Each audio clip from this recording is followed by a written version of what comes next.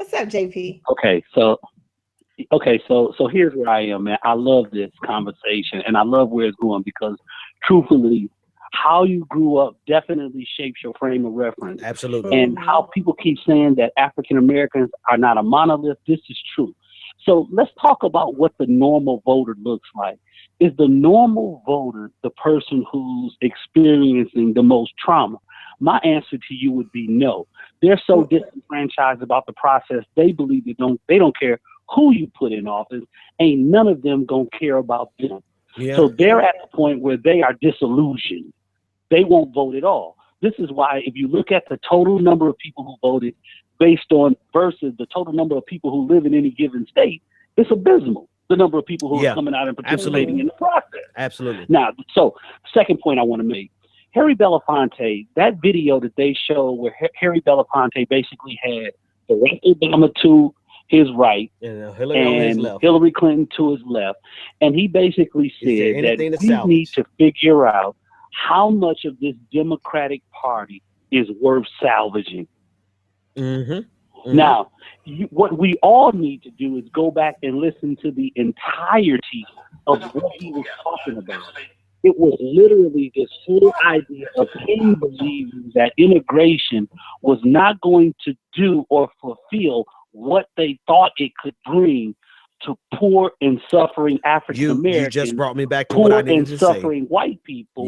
Poor and suffering everybody. Because at the end of the day, the war was never against. The war started off as a war about race. But if you go back into all of this war was always about economics. They wanted the free slave labor. We just happened to be the slaves. I'm sorry.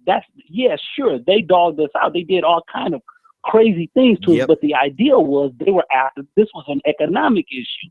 So people in Hillary and others trying to say Bernie is a one-trick pony. Well, you know what? That's the trick that's been tricking us for year a long after time. Year after year. It's just a different iteration of the same trick. Go ahead. It's the same trick. And so my thing is that I'm in agreement. I have more respect for Bakari Sellers tonight than I did before, because what it showed me is that in certain mediums, you have to toe the line. If he's going to be a political surrogate, he got to put his candidate in the best position. It's not about him. It's about the person he's a surrogate for. What I just listened to about him is that he actually isn't tone deaf. He's choosing what he's going to listen to right now. That's a difference, y'all. So for him to say me and Nina Turner gonna work together, then my question is, what the hell y'all waiting on? JP, and man. Why don't we know nothing about it? Hey, man. Because my thing is that I have no problem with you working with people from across the aisle. But my thing is why you're doing this. And then my last statement, and I don't want to get off the phone. I just want to listen for a minute. Okay. Is why is your girlfriend all on TV now, man? Who? Elizabeth Warren. Joy Ann or Elizabeth? Why your girlfriend? Why your girlfriend come out of hide, man? What's up with that? You got to be talking about Elizabeth Warren. Elizabeth Warren. Now she can come out and play again. What you do, Ben? What you tell her? You told her she come outside. Hey, listen, I ain't tell her nothing, man. I told her I wanted to primary her ass. That's what I said, and everybody jumped on me. You know, I was mad. Listen, I have two rules in life: don't delete a tweet and don't cheat on my wife. Those are my only two rules in life. And I deleted a tweet because I didn't want to keep answering that question about telling her we're going to primary Elizabeth Warren. But anyway, the point is that I have no idea. I don't even care anymore what she's going to do. I don't measure anything by Elizabeth Warren anymore. I love her. I still respect her, but that's neither here nor there at this point. But I have to talk about something else that you said. And I got to clear the line, JP, because I got a lot of people calling in. Go ahead, man. Look, Noah, keep doing good work.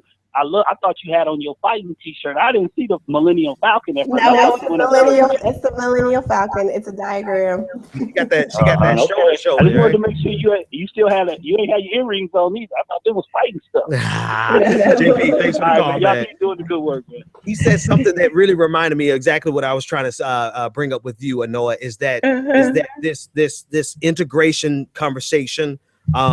Integration was fine. But there's the economic conversation.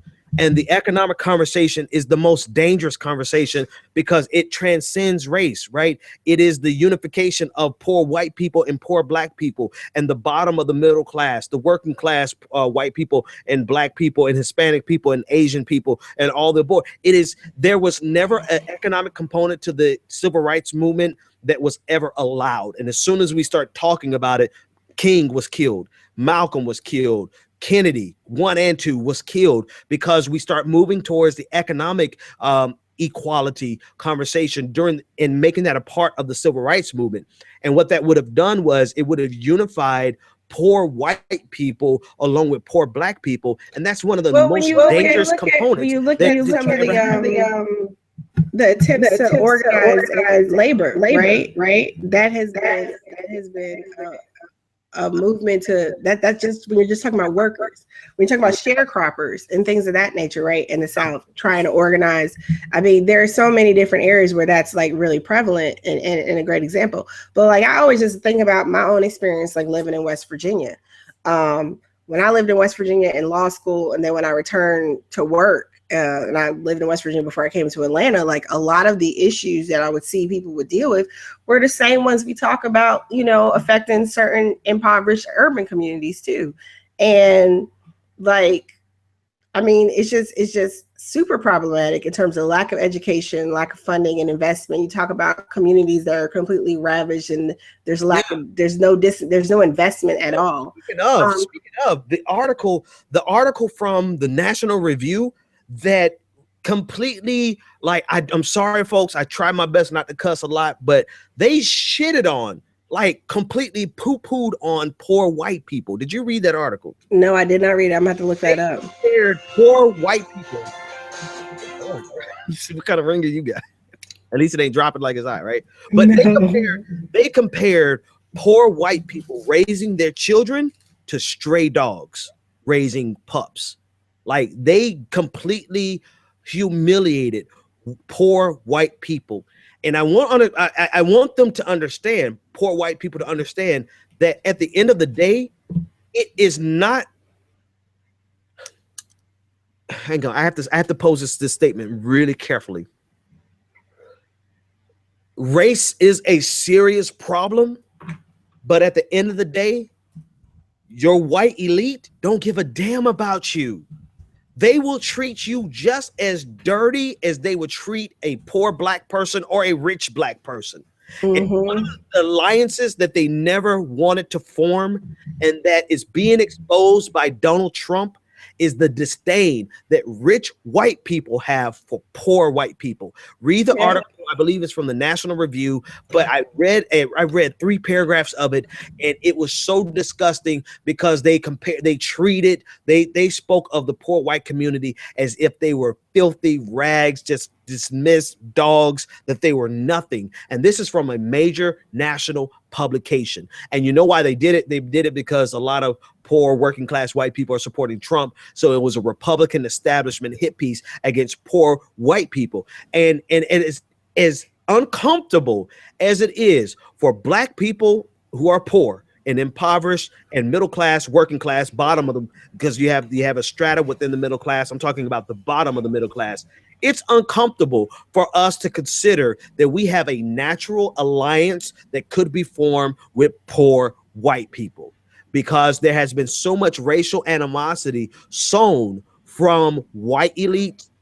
And now today you see it being sown from black elites, just to keep us separate and keep us voting against our economic interests. Well, it's a tool. It's a tool of social control, right? Like same with religion. I mean, you need to keep people in line. You need to be able to, I mean, because we saw that very well. We saw that very well with the way, like, race is being used very differently in this presidential election than it was in 2008, but it's still being leveraged as a tool by the Clintons, like now all of a sudden, like you mentioned this last night, now all of a sudden we have an old white man and an old white woman, and somehow one is like, oh my God, he's white, but she's white too. So exactly, like Hillary she has black people, she wears black people around her neck, so somehow that makes her less I mean, so I don't it's a weird dynamic that's happening or whatever.